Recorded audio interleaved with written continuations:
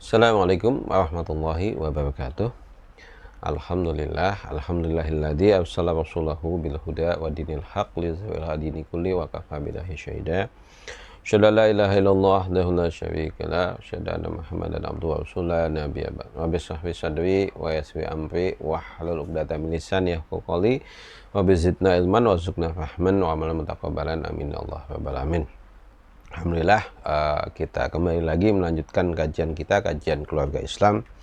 Ya, di bulan Ramadan ini satu kajian yang mungkin juga harus kita bahas adalah bagaimana Ramadan ini sebagai bulan untuk menguatkan ekonomi dalam rumah tangga.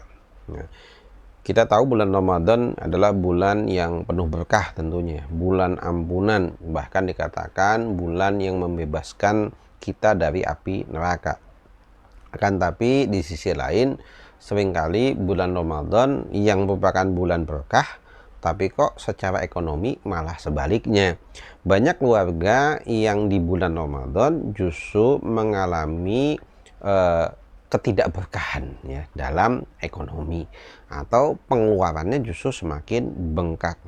Padahal ya, yang namanya bulan Ramadan ya itu adalah bulan dimana kita melakukan saum, puasa. Yang namanya puasa ini adalah mengajarkan kita mengenai pengendalian diri, mengajarkan pada kita mengenai kepedulian, mengajarkan pada kita mengenai kesederhanaan. Tapi kok bisa-bisanya ya di bulan Ramadan, di mana bulan yang seharusnya menjadi tempat kita menahan hawa nafsu, malah menjebak banyak keluarga untuk konsumsi berlebihan. Nah, jangan sampai bulan Ramadan, bulan yang penuh berkah, menjadi malah bulan yang menjadi sumber masalah ekonomi keluarga.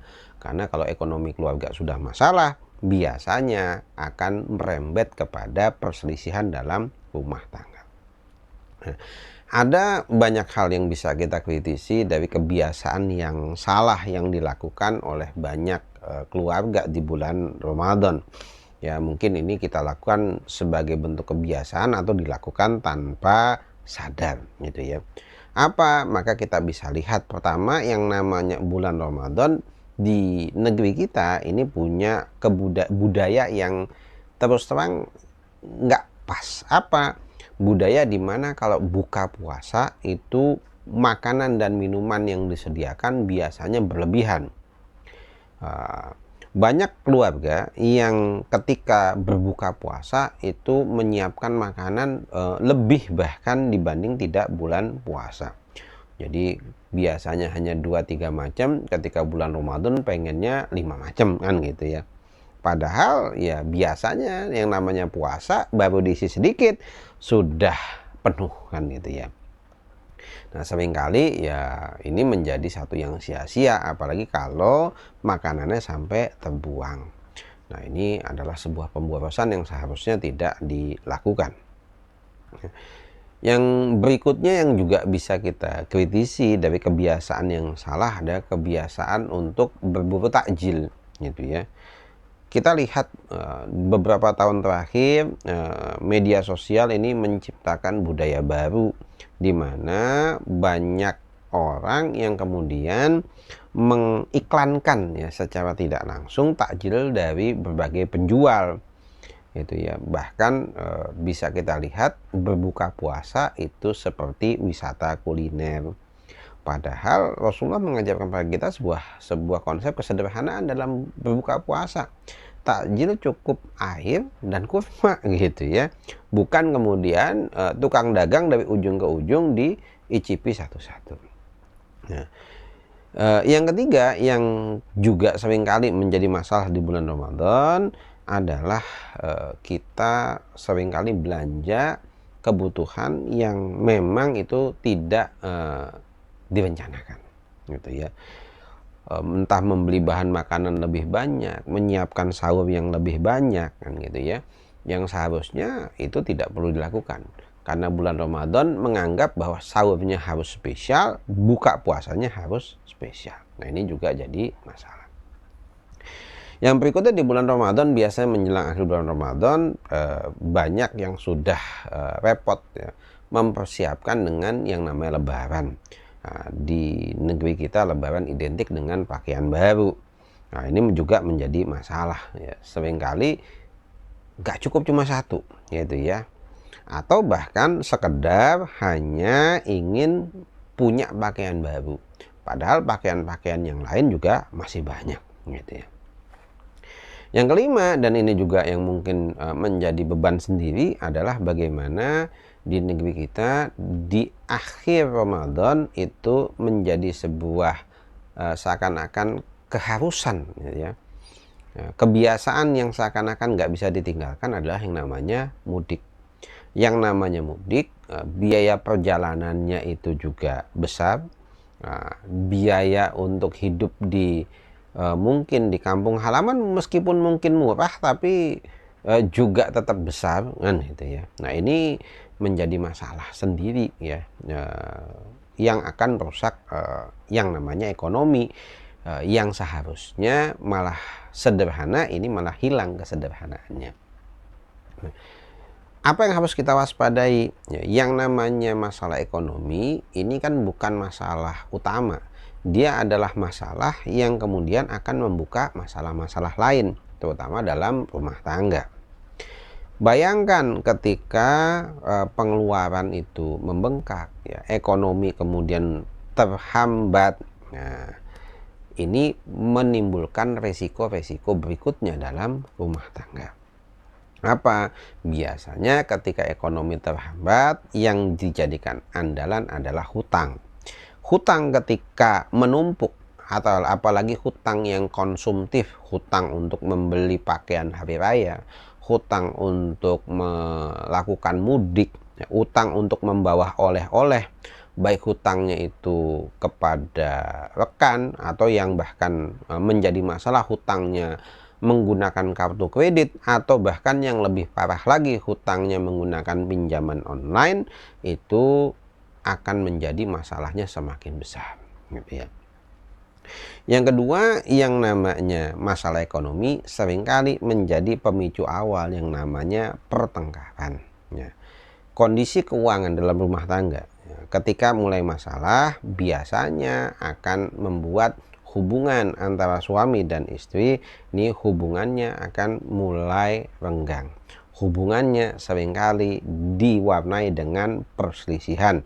Seringkali juga bisa kita lihat akan muncul saling menyalahkan. Entah suami menuduh istrinya boros, menuduh istrinya nggak pandai mengatur keuangan, dan sang istri menuduh suaminya nggak mampu memenuhi kebutuhan. Dan ujung-ujungnya yang jadi korban biasanya anak.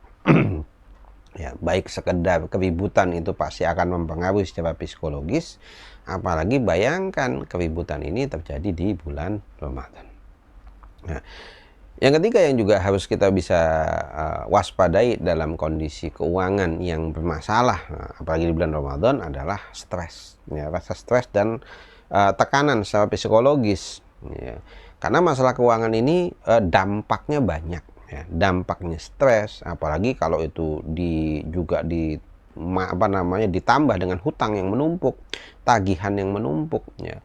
Maka stres di bulan Ramadan seharusnya itu menjadi sesuatu yang tidak terjadi. Tapi ketika ini dibuka dengan kesalahan dalam pengelolaan ekonomi, maka ini menjadi masalah tersendiri yang harus kita hindari.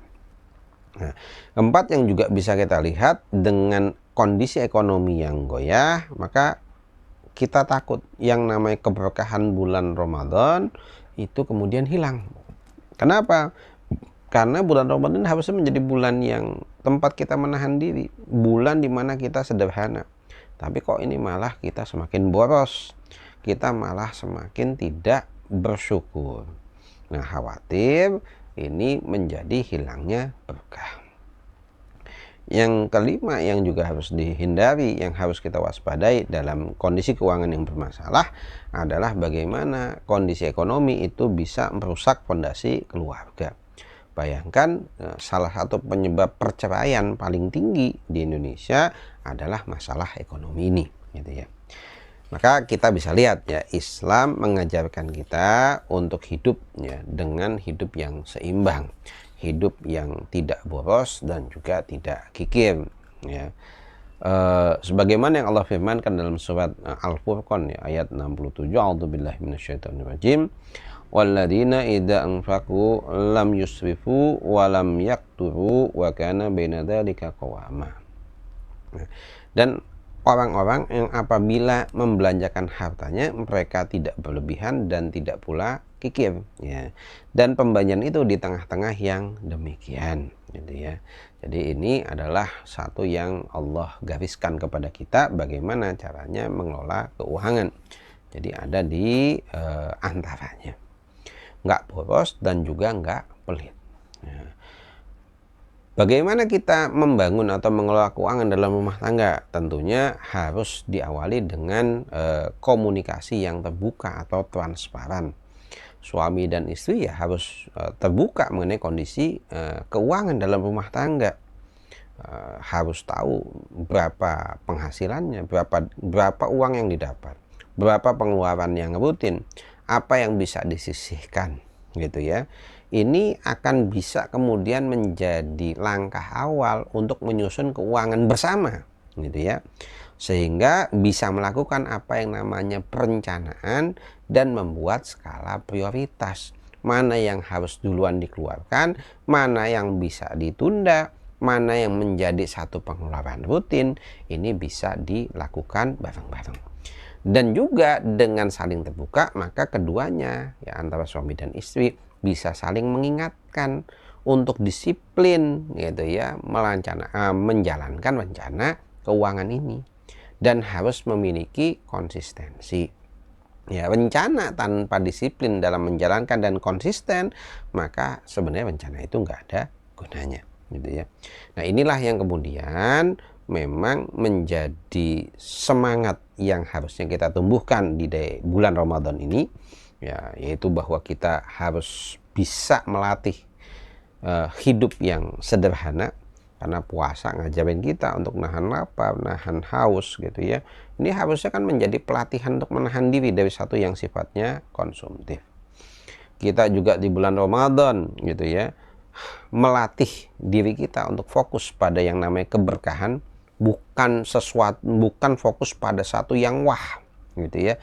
Kenapa? Karena memang Ramadan ini tidak bisa ada yang kita banggakan dari puasa kita gitu ya, tapi yang kita cari adalah keberkahannya. Nah, di bulan Ramadan kita juga diajarkan untuk banyak berbagi dengan sesama, berbagi dengan yang membutuhkan. Nah, maka ini menjadi bulan untuk saling berbagi. Dan tidak lupa juga di bulan Ramadan ini kita juga bagaimana mengingatkan diri kita ya, mempersiapkan bekal untuk hari esok ya. Ya mungkin bekal di akhirat, tapi juga kita tidak lupa untuk menyiapkan bekal kita di dunia. Dan yang terakhir di bulan Ramadan adalah bagaimana kita banyak bersyukur dengan nikmat yang ada. Nikmat itu tidak harus banyak untuk bisa bersyukur. Bayangkan ya, setelah berpuasa seharian ya, kenikmatan air putih ya itu jauh lebih nikmat ya, dari makanan apapun gitu ya. Dan ini adalah bentuk bahwa nikmat itu bisa sangat sederhana.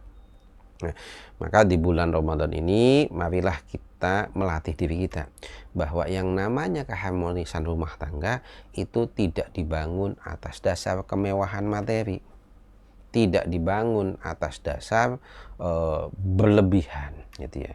Tapi rumah tangga itu juga dibangun atas dasar komunikasi yang baik, pengelolaan keuangan yang juga dilakukan bersama gitu ya. Maka ini diharapkan ketika ini dijalankan gitu ya, kita bisa menghasilkan atau bisa mewujudkan rumah tangga yang sakinah, mawaddah, warahmah. Amin ya rabbal alamin. Ya, insyaallah itu materi kita untuk malam hari ini. Kita akhiri dengan doa kafaratul majlis. Subhanakallahumma bihamdika asyhadu an la ilaha illa anta astaghfiruka wa atubu ilaik. Assalamualaikum warahmatullahi wabarakatuh.